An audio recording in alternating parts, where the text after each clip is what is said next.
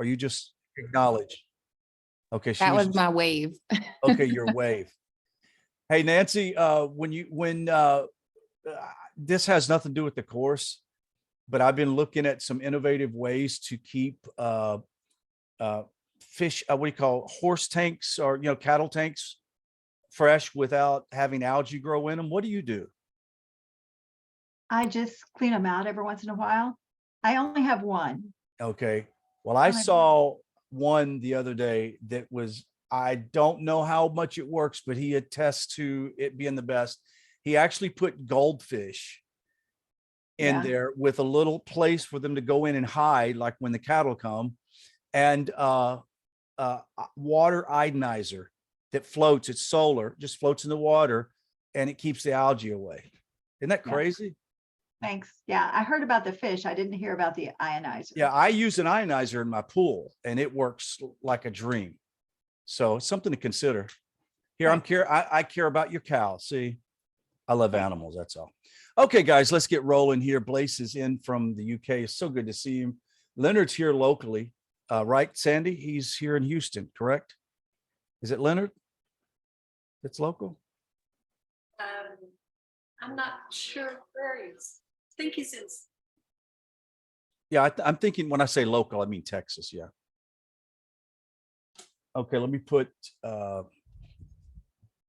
now did I switch mics? Is my mic on these things or is it on this? Can you tell? Test. You sound good. Okay, well, can you hear me now? How about? Okay, so good. It's still on my microphone here, right? Okay, good. Excellent. Okay, we're going to start this parshat. It is found in Numbers, the 30th chapter. And we all know the routine, but we'll just mention it again. I'll go over and do a review, and then we're going to get into examining at whatever level you guys are comfortable and ready to start examining the text. I mean, already Blaise just mentioned a couple of items, and we see what appears to be sort of a list of random commandments that don't seem to be associated to too much, but in actuality, they flow really well. And so let's try this.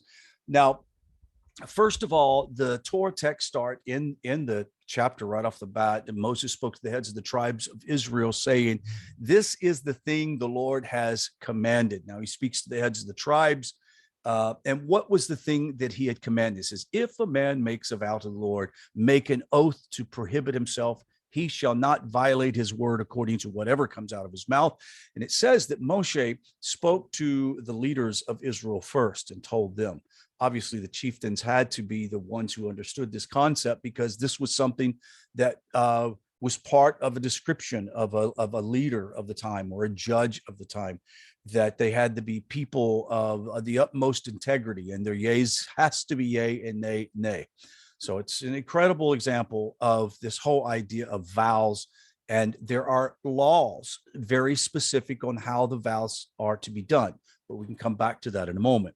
Last week, we studied about Zimri and Pinchas, Pinchas killing Zimri and the Midianite woman, when they tried to actually marry or have a relationship. And honestly, you understand what was so devastating is the sexual relationship in the eyes of the creator of the universe is a marriage. So in reality, they were entering into a marriage contract in front of Moshe, defying Moshe. Do you understand? They not only didn't want them to have relationships with them, but for sure they couldn't intermarry with these pagan women, and yet that's what they were getting ready to do. So this was not just a sexual act. This was an act of absolute defiance to Moshe. We can come back to it in a moment, but we see Moshe's response is to choose 1,000 men. Steve did a great job in last night's class. He was talking about the selection of the men and some of the higher elements of understanding that was incredible. It says when the Midianites saw the Jewish army, they actually were thinking, these guys are nothing. They really don't have anything. They can't really defeat us. And obviously the Jewish army has victory over the Midianites without even losing one soldier, which is an amazing thing. And we know even to this day, God has been with Israel on many battles on the battlefield. And if you ever have that opportunity to watch on YouTube, I think you probably have, is about the miracles of Israel that's happened during the war. Do you guys remember that? Yay? No? Yes? If you've seen it, it's fantastic. After the war, the two tribes are convinced that they want to stay on the other side or stay on this side of the river and not cross over into Jordan. And obviously their reasonings for that was the cattle had better grazing lands. And due to the large number of herds that they had, it just made sense. Now, obviously Moshe was a bit upset. It says that he was angry. I have a hard time, this is my own personal thing, I have a hard time when I have a discussion about a great prophet like Moshe. He is human, okay? I don't pretend to see him in the world of, he has a big J on his front with a cape and tefillin, he's super Jew, whatever. I mean, that's not what I'm talking about. I do think he was a man, but he was a man who was full of the wisdom of Torah. And somehow it just, I don't like the idea when we say, and Moshe was angry. Well, is that really the kind of anger that we're thinking of, or was it a righteous anger? What was that anger? And it'd be interesting to discuss it. Can we get angry as a pious person? Are there righteous reasons to be angry, and how do you control that anger? That could be a whole class in and of itself. Now, finally, Moshe acquiesced. They asked him if they could stay on the other side of the Jordan River, and he allows them to do it. Now, the big question Moshe had was, what's going to happen when we cross over to fight these battles? You know, we have to clear the land, and you guys are going to be over here in, sweet pasture land, and not even be aware that we could be dying in battle. Well, they assured Moses that they would do it, and there is the agreement to go on. Now, this comes to the part of the Parsha where Blaise was talking about the 42 stops that the Jews made traveling around the desert. This long list, it's kind of borders on a bit of boring, but they go all the way up to Israel and back around. And it's just kind of a disturbing thing to realize. And I've heard it said that they were probably being led by men who didn't want to stop and ask for directions. That's possible, but they ended up wandering around. And the big takeaway is God asked them, how many times are you going to go around this mountain? Like, how many times are you going to keep repeating this? And one of the things that we learn in the lesson of life is that life is about this journey. And sometimes you have no choice but to repeat the things and the failures that you've had in the past until you can overcome them to a place to where you can inherit ultimate maturity.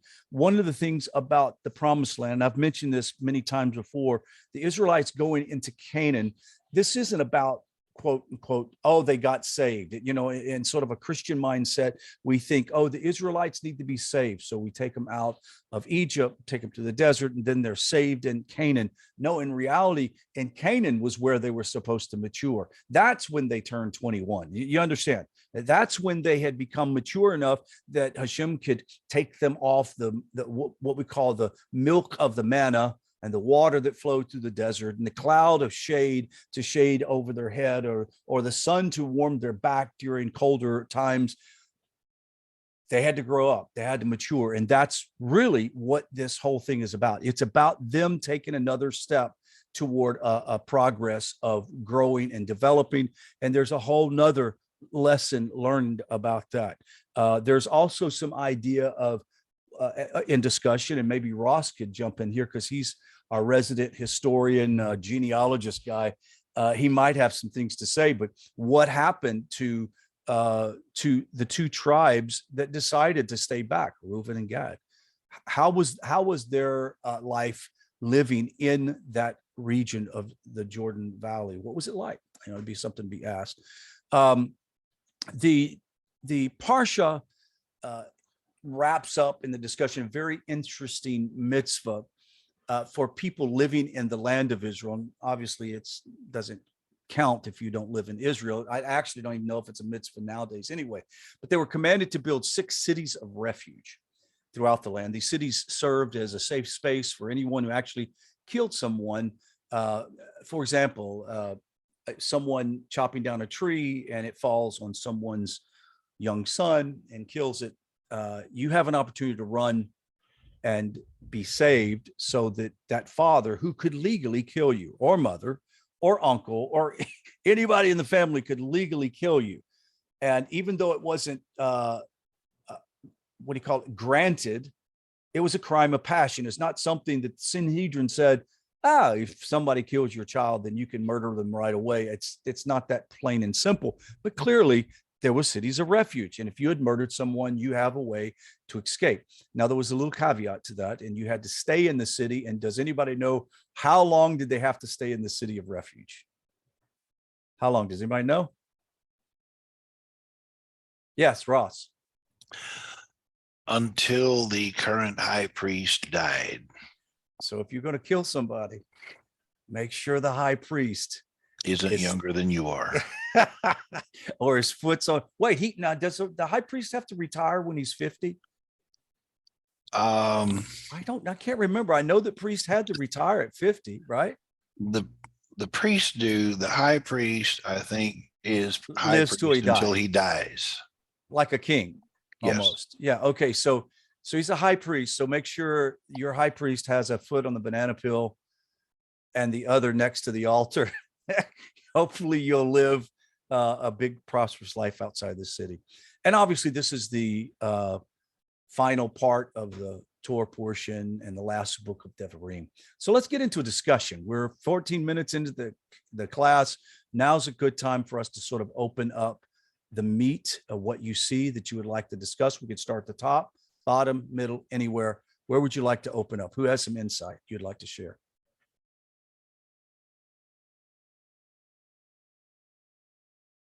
Ross, you have your hand up or are you saluting? Well, hand up, because if I get it above my head, you can't see it. I'll provide some of what I gave last night for the Yeah. benefit of those that was not here yesterday. Go. Where we are on the timeline is that they've already come, have buried Aaron. They have camped what? Oh, well, they've camped near Moab twice already. And it may be that they actually, as they passed from one side to the other, that the Moabites might have actually gave them food and water on their journey. Nonetheless, they went on up and took Sihon and Og, killed both of the giants, took all of their land that they had occupied. And as you were mentioning, Reuben and Gad immediately moved in to these areas where the giants had formerly lived. And this land actually puts Israel right next door neighbors to Moab. So as they're moving in, settling in, and getting their selves situated, if you will, this is the point where Balak and Balaam get together and say, look, these guys are going to lick up every inch of space all around us. You've got to come and do something. You've got to curse them. And at this point, it is really very close to, I would say, the last 30 days or less of Moses's life when this is all taking place. That's just to give you some idea and context of what's happened so far. Excellent. Ross, by the way, I just had a thought that really hit me. So I've got an idea. From here on out in our Thursday class, I would appreciate if you would be the timeline guy. Okay. The timeline and relation guy. Can you do? No, serious. I'm very serious because it's such good information. You kind of keep it in perspective. And I would like to find somebody else who might be interested in understanding outside of the timeline of the Torah and the text, what was going on historically, like what's the period of time, what kings are involved, and what nations were alive and powerful at the time, what was the history like of the world. That would be an interesting part to add in. So if somebody wants to study that part of the text, go look at the timeline, look at the period, see the kingdoms that were around the area. It might be interesting. And of course, anybody that wants to pick up esoteric levels of understanding, this is what I'm talking about. Somebody who wants to you're really into, for example, Ross and Steve are big into Kabbalah. So I would expect Steve and Ross to come up with something Kabbalistic in understanding. So that's kind of where we're going. And if you have some kind of expertise or something you'd like to share, we'd love to learn it. That's a matter of fact, how we discovered how long it took Israel to get from Egypt to Mara. As we discovered, we went and did research on how fast did cattle drives and exodus from the East Coast to the West Coast, how long did it take them, and how many miles an hour did they travel with cattle? You can't run cattle like you do Pony Express. So we figured it was like whatever it was, they'd go so many miles in sun up to sundown. It was close to 3 weeks. 3 weeks, like right on the money. Like it was amazing to put in the historical context with the facts. It just really interesting. Who else would like to add to it? Ross, One other last little detail. As far as Reuben and Gad are concerned, after the Israelites had gone in and became settled, later on when the Assyrians came down for the first exile, if you will, Reuben and Gad were the first to go. Yeah. That's good. That's really good. Who else? Anybody else? Mike? With Reuben and Gad, you really see, I was reading about numerous sins that they had. They were greedy. They needed their cattle more than their children. They came first. They even mentioned their cattle before their own name, which was kind of curious. Back in Genesis, it says Avram was heavy with flocks. They didn't even mention themselves. So besides shirking communal responsibility, greed, they also were, when they talked about going and fighting, it was all, we'll do this and we'll lead the way in our swords. Moses answered like 5 times, he used the name of Hashem, because again, they saw the land of Israel from a secular point of view.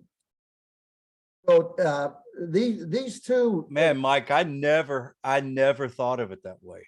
Does that not show exactly how it has been historically?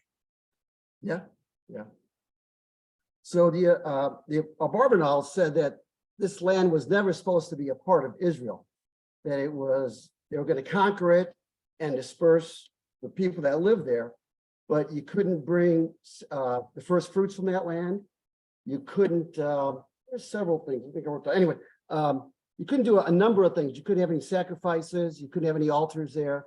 So really any of the laws that applied to the land, even though it was right on the other side of Jordan, didn't apply. No. Wow. They were kind of really out. And my question is, Manasseh, why did Moses pick the tribe of Manasseh to do a half and half kind of thing? Why not another tribe? I don't know. There is a commentary on it. I remember having a discussion on it, but for the life of me, I can't remember. Does anybody know the details? Maybe we can look it up real quick. I don't know why Manasseh, but I did read a commentary that why it was split, why Moses did half and half, was to keep a tie between those tribes on that side and the ones in the land, that if they had relatives, like Manasseh had relatives on both sides, he was concerned that if there wasn't that bridge, so to speak, those tribes on the east side would just eventually fall away and lose everything. And he saw keeping half of the tribe, splitting the tribe, they could maybe keep the idea of family more together. That's interesting. And an interesting side note is the daughters of Zelophehad, they waited until that was over, that it was split, and they chose to be in the land of Israel. because of their love of the land. So they waited and they were kind of strategic in when they made their request to make sure they were in the land and not in Transjordan. So, Yeah, you guys continue on. I'm reading here some interesting stuff. Just a follow-up to Mike's comments on and the idea that Moses got angry. Well, we've learned from Rabbi Wolbe that it's okay to get angry. It's Mhm. slow to anger. So he did get angry, but when he kind of calmed down and listened to what they were saying, he kind of jumped to conclusions. They just want to not do anything to help conquer the land. So he kind of made some assumptions before he got all the facts. And then when he listened to them and they agreed what they were going to do, then, he kind of calmed down and said, okay, that's all right. But it made me think of something back. This is going to date me, but you guys know I'm old already. During Reagan's time, I think Reagan said, dealing with the Soviet Union, trust but verify. I think that was Reagan, I'm not sure. Okay, Moses has agreed, you guys can do this, but you promise you're going to come and fight and secure the land and do all of that, and then you'll go back to your families. But then he told Joshua and Eleazar, he knew he was not going to be in the land to see that they followed through on that promise, that they would do that. So he told Joshua and Eleazar, this is what they've agreed to do. You make sure they do it. And if they don't, the deal is off. So I thought that was kind of interesting. Yeah, that's good. Moses wanted some verification. That's good. Yeah, trust but verify. That is with the state that Mike was describing, Menashe, and Gad and Reuben, the condition of maybe their integrity or whatever greed. I almost kind of see that Moses reacts because in the back of his mind, he knows that's how they are. Right. And that's what drove him to sort of overcompensate to go, okay, so what are you guys going to do? Get over here. You're going to get lost. You're going to forget that we're on the other side. Like I see that. That's good. Mike, you guys added some really good stuff. Cheyenne? I've heard the opinion recently too, that it's like it was a talk on Amuna and Bitzakon, Mhm. and they were just talking about the fact that like Hashem's plan will always play out the way it needs to, and that it wasn't even that their opinion was that it wasn't that Moshe's anger was so bad because it was seen as righteous. Mhm. There was a misunderstanding about the rock. But it was a more because all those other times before he had been hitting the rock, and at this point he's told to speak to the rock. Right. And so at that point it was like Hashem needed a new leader to go in with the people, and he had already designated Joshua, and it's kind of like it was just what was needed for the plan. They needed that new leadership to go in for a new generation. Right. And that it was like that was kind of just almost like it reminded me of a scapegoat. Like Moshe was fine. It was just, this is what Hashem needed, and Right. what Hashem needs for the final plan will always play out. So Absolutely. found That's that beautiful. interesting. Great Devar. That was really good. Joe? This comment you made about separating the women from the men, or I don't recall your exact words, but along that line of reasoning, you were talking about a sin, separating the women from the men, and the Midianites from the Hebrew women. Can you see any connection between that concept and the separation of the female soul from the male soul in the creation of Adam? Man, I don't know. You asked me something that I haven't even thought about. Can you reframe it one more time for me to see if I can maybe get some more detail? You're saying that the separation between, can somebody help me here understand the question, please? Because I'm not quite following. Perhaps, maybe, I think what he's trying to express is this: in the creation phase, the seed phase, if you will, when the souls were created, Right. male and female souls. Mhm. Okay. Where that is, both can love, hate, sorrow, nurture, so on and so forth. They have the same traits, if you will. Mhm. But when it came to the physical side, where a rib was taken from Adam and then he formed male and female, that is where the aspects became different, in that here is the seed and here is the egg. Here, it takes both of these in physicality to procreate, but they both are capable of love, sadness, hate. All of it. They have, it's the same soul traits, if you will. Yeah. It's just that in the physicality, one has a capacity that the other doesn't. Yeah, that's true. Joe, could you reframe that or ask it a different way? Maybe if okay, you're driving and talking and don't want you to get killed. That's for sure. That would be I horrible. think if I understood correctly, I think he was talking about like the separation too of the souls, like how they were starting as one, which kind of reminded me of you guys' conversation earlier with Adam and Chava, and how like the Kabbalists say that they were like literally back to back, and then Hashem is like splitting them. Right. It's interesting too, Cheyenne, that it says that when a man leaves his family and cleaves to his wife, they become one flesh.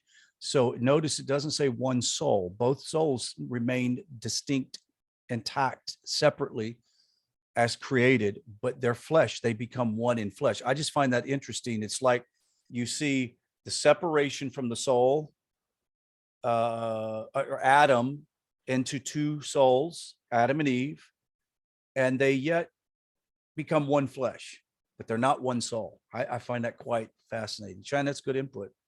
Who else? They could be on something else. It doesn't have to be specifically to this Parsha. I mean, it could be something else you have that you wanted to chat about too. Sandy, were you getting ready to say something? Or Mary Lou?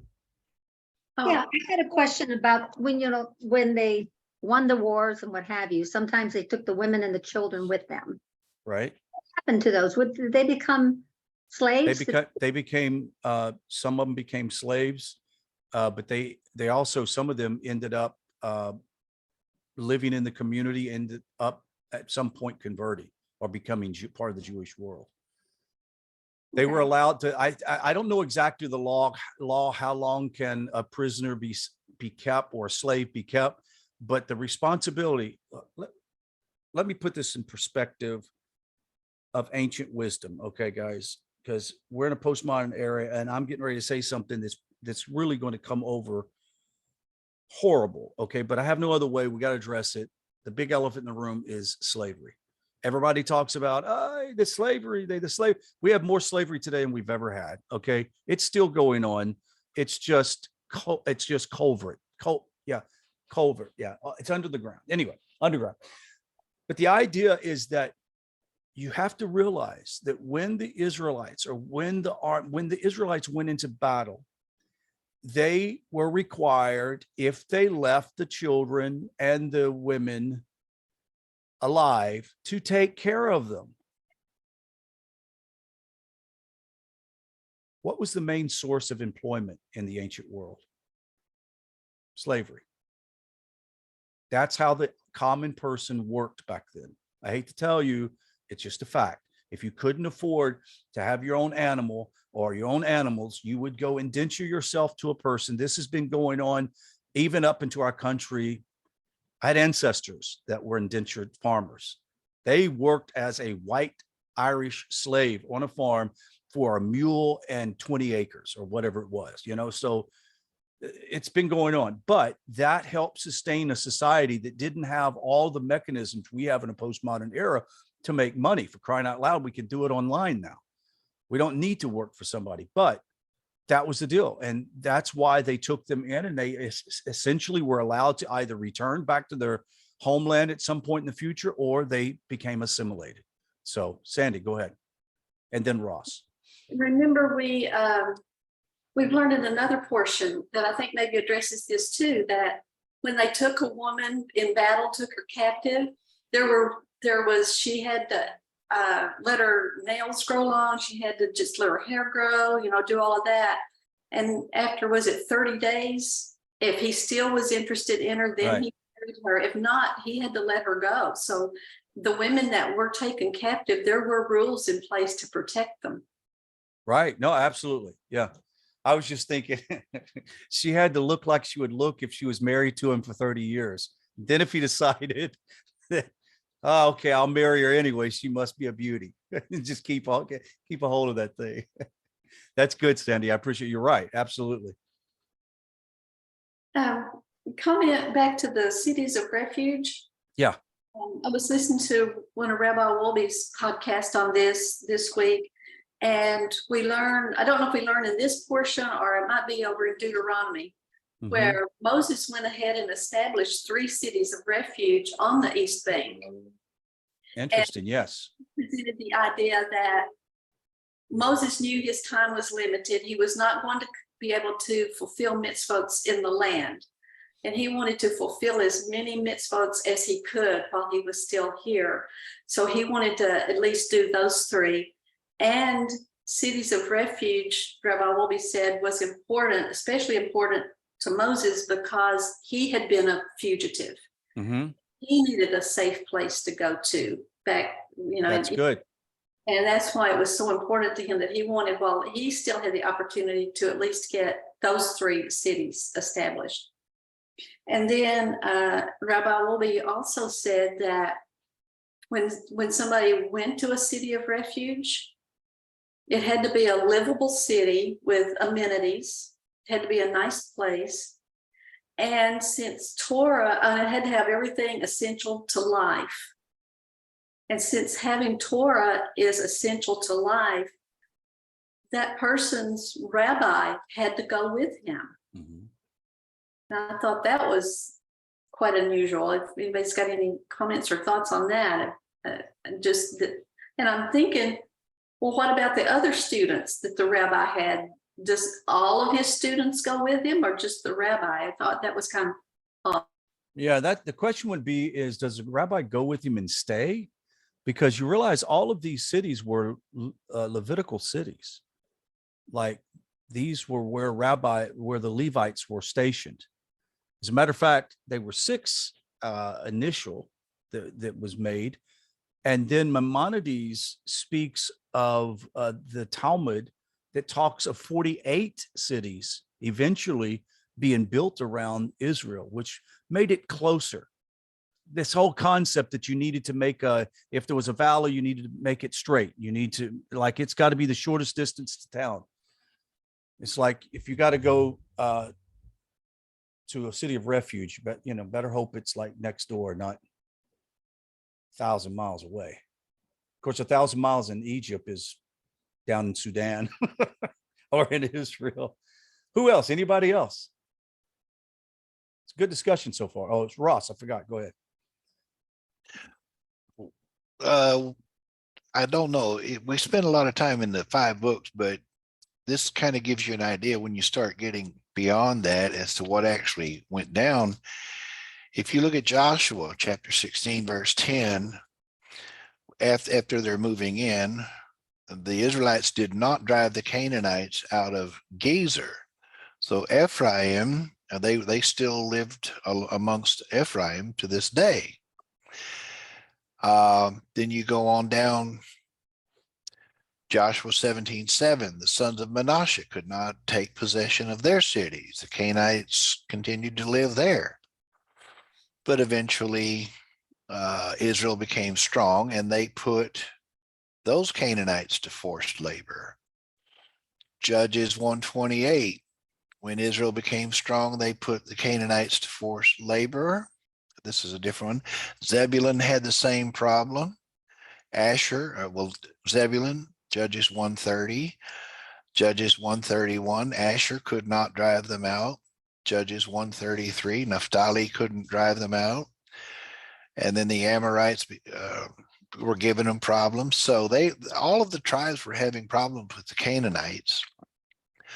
But over time, eventually, as Israel became strong, all of these Canaanites in these various locations actually became forced labor to the tribes, which is a reversal of what happened actually in Egypt. And then later, when King Solomon came along, he took all of these various groups of forced labor and used them in the construction of the first temple.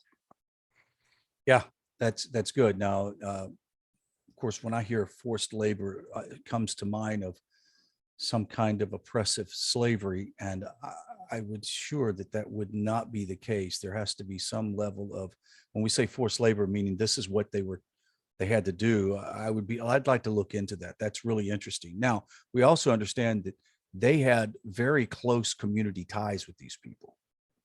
I mean, they have archaeological discoveries that shows that the Canaanites traded certain items with the Israelites. So put it this way, could you imagine you get an edict from, I don't know, some great Chacham, Moshe says that God told you that all of the people in your neighborhood that are a certain community or race or religion or idea, you have to wipe them out. Not that easy, is it? Honestly, it's not. I'm telling you, this is why Israel's never been that hip on wanting to kill people and throw them out. If they did, we wouldn't have the Palestinian problem right now. They just don't like doing that. I get it. That's just a humanistic view for me. But anyway, Blaise, you have your hand up.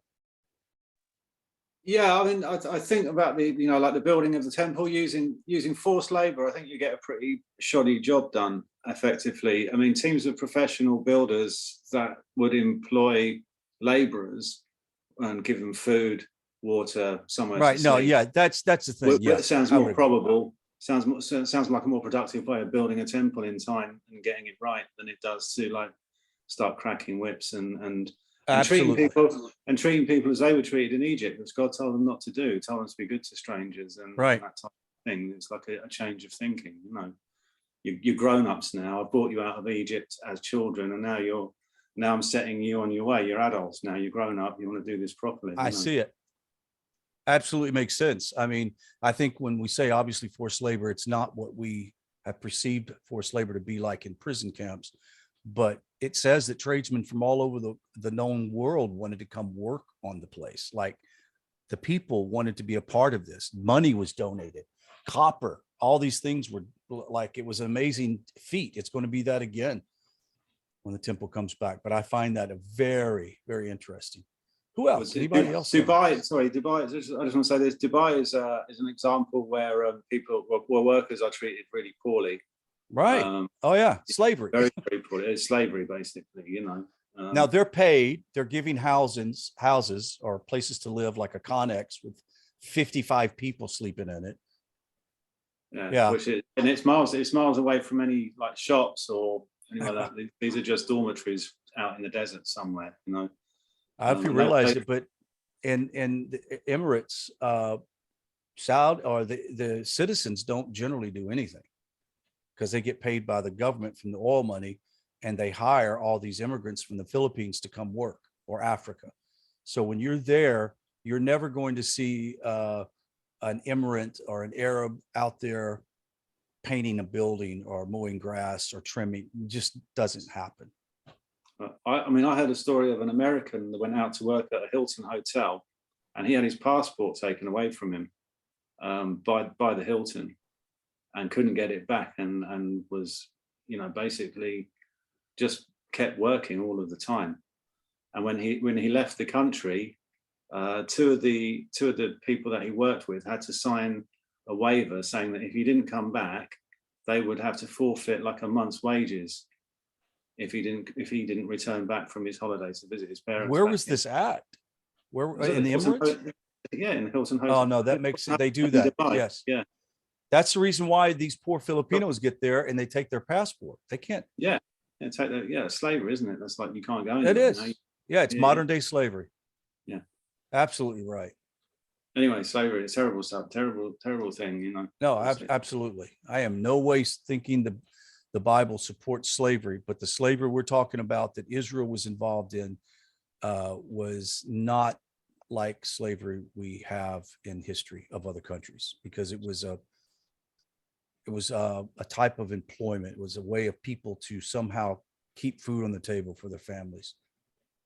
And wasn't at the end of 7 years, they had to let them go. Right. Yeah, Them yeah, right. longer than that.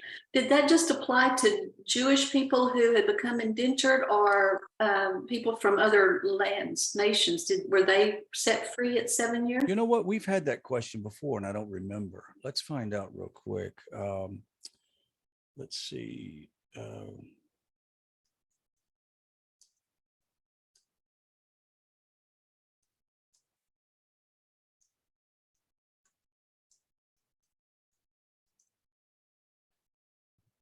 Are you talking about what we read? Yes, it says the Hebrew slaves are set free, but I don't know about other ones. Go ahead, Ross.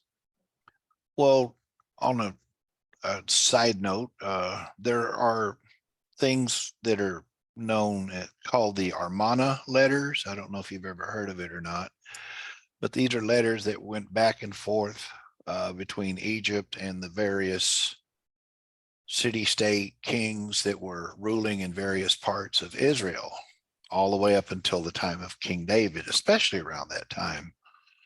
And as Israel was still fighting and conquering against the Philistines and other groups of individuals that lived there, the Hebrews would actually,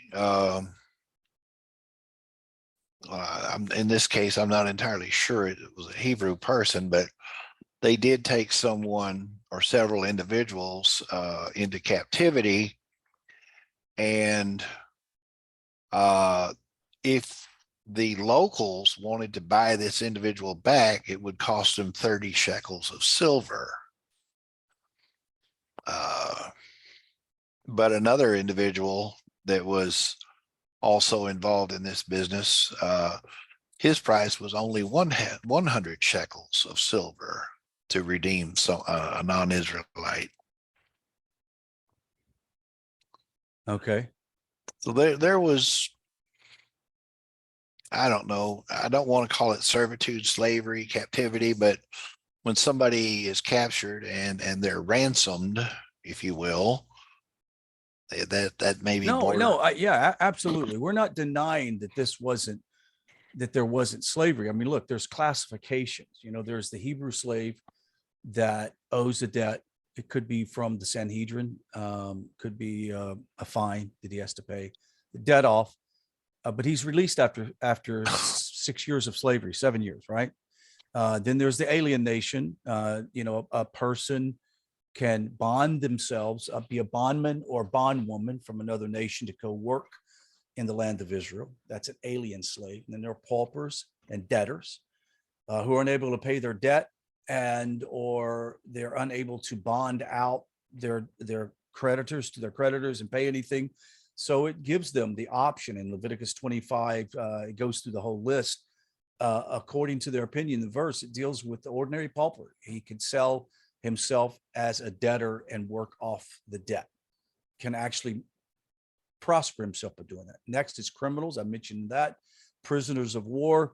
It would appear actually from Numbers 31:36 and Deuteronomy 20:10 through 11 that prisoners of war could be taken into bondage, but it had contended with no prisoners of war were ever taken into private slavery, according to Rabbi Kaufman in commentary. Basically, prisoners of war were not taken as permanent bondsmen. They were always released. Here we have female slaves and children slaves. A father may sell his daughter into slavery, usually apparently for household duties and eventual marriage. It's the idea a man could say, this is a really great family. We respect you guys. We don't have a big dowry for our daughter.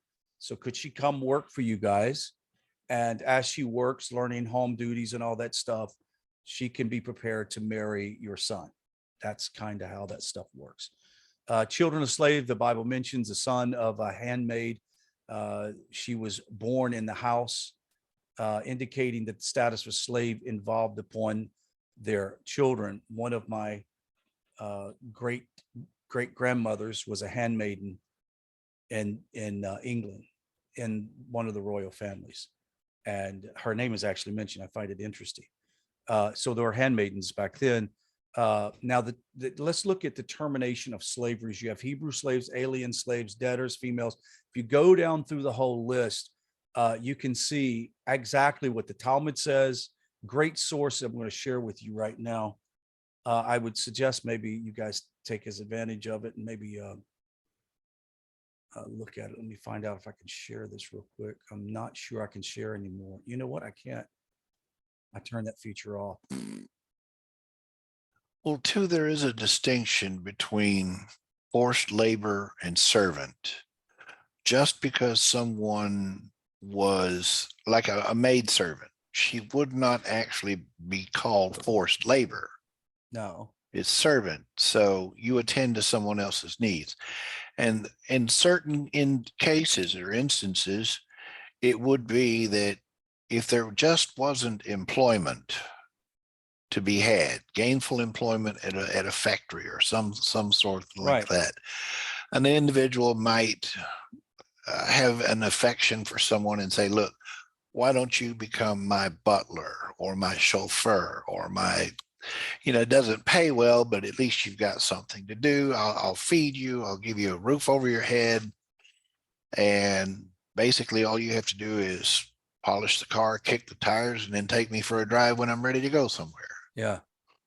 No, I get it. I mean, it's absolutely right. And we just can't forget that it's like modern day employment.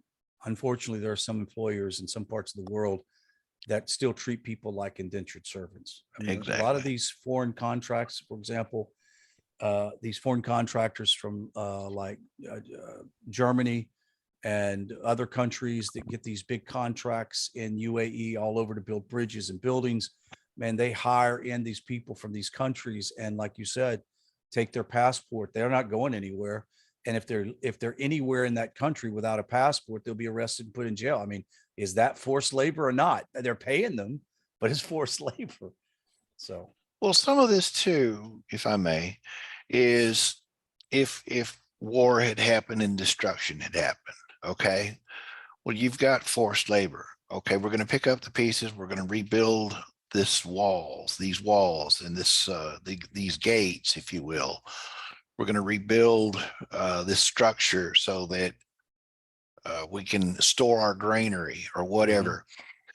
But the forced labor a lot of times was useful in the fact that they could be digging wells or gathering wood and material for the construction of some other facility that the community might need. It's not like it was whips cracking and, no, and and it's not like that in countries today either. Anybody else? We've got 10 minutes, actually 9 minutes left in the session. Anybody else? I was looking over some of the mitzvot that come this week, and I found it super interesting. I don't know, maybe I'm reading too much into it, but it says when someone is found guilty of unintentional manslaughter, do not accept a money payment to exempt him from exile. And so it's just really interesting, the wording. Maybe it's just the English that it used, but it made me wonder if like all the exiles are tied into like, they weren't allowed to be bought out of this position. And if there's like any significance between the Jewish exile and this, or am I reading too much into it? I don't know that you're reading too much into it. I have the feeling that there's probably some things that connect here. That is a really interesting view. That is really interesting. Can she just restate that? Yeah, Cheyenne, you want to say it again? You want me to reread the mitzvah or what I was saying? The mitzvah's fine. Okay, so it says, when someone is found guilty of unintentional manslaughter, do not accept a money payment to exempt him from his exile. Okay, there's the problem. If that person did accept the money to exempt them from the exile, then that judge just accepted a bribe.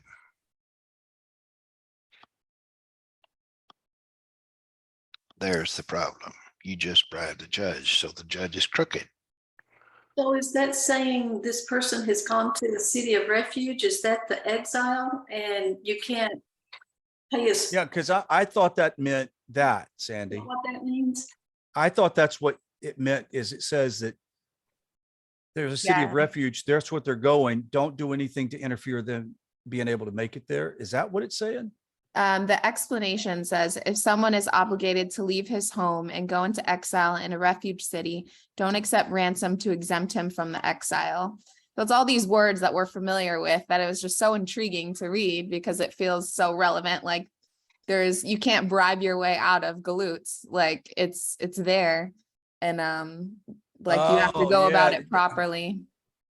That's good, Cheyenne. That's good. I think we need to raise that up with Rabbi Wobbe and see, because that is a really good thought. That is real good. Blaze? Okay, well, if you accidentally kill someone, then there are still going to be members of the family who have lost somebody who are going to want to take their revenge. So the purpose of the exile city is for that person to be safe and for the family to be safe from committing an act of actual cold-blooded murder. So it's actually to lessen the crime. If you hurt someone accidentally, you can pay that person in front of a judge and say, right, I broke your nose. I'm sorry, it was an accident. Here's some money for your sinus operation or whatever. Right. But when it's more serious, when it's the loss of life, it could actually lead to something far worse, which is, I think, was the purpose of the exile cities. Oh yeah. Yeah, absolutely. It was to avoid any more conflict that was potentially arise from that incident in the community, because what the death of an individual in a community can do. I mean, heck, we've seen it in families, a death of a family member and people get divorces. It's like, this could be quite serious. Anybody else before we go? It's been a great discussion. Yes. The cities of refuge just for unintentional murder. I mean, if you Right. murdered somebody, that was not an There's- option to go to that. Correct. Okay. Correct. Yeah. Oh yeah. You're not going to go. Is it the reason for this galoot is for baseless hatred, whether they're intentionally like doing it or not. And so it's like, that's where my brain is going with this is like, and I know that like baseless hatred and Lashon Hara are equivalent in some sense to manslaughter, like you're ruining their livelihood, their reputation, like, and I know verbal abuse is specifically, I know for a fact that one's considered manslaughter too. So it's just, Yeah. it's interesting. Cheyenne, when you talk at that level of personal, what do you call it? Intent to live your life in such a way that you won't speak evil or destroy anybody, like it, at all cost, murder in any shape, way, or form is just not something we participate in. It's very free for you as an individual, because then you realize, if I judge other people that way, I mean, if I'm kind toward other people that way, and I'm not given to that type of judgment and murder, then I can be guaranteed Hashem will protect me in the right times that I need to be protected. I really do believe that. Anybody else? Going once, going twice. Man, this has been a good class, guys. I really appreciate the participation. Blaze, good to see you again. We need to find a time early next week to schmooze, catch up, see what the latest gossip is about you and your life and jobs and all that stuff. I assume you're no longer a fugitive of law. No, I'm kidding. You've never been. I'm just saying. It's good to see you. That was never proved. I was never proved. I like that one better. Anybody else have any final outgoing message as we go? Anybody else? Don't forget class Sunday morning, 10 a.m.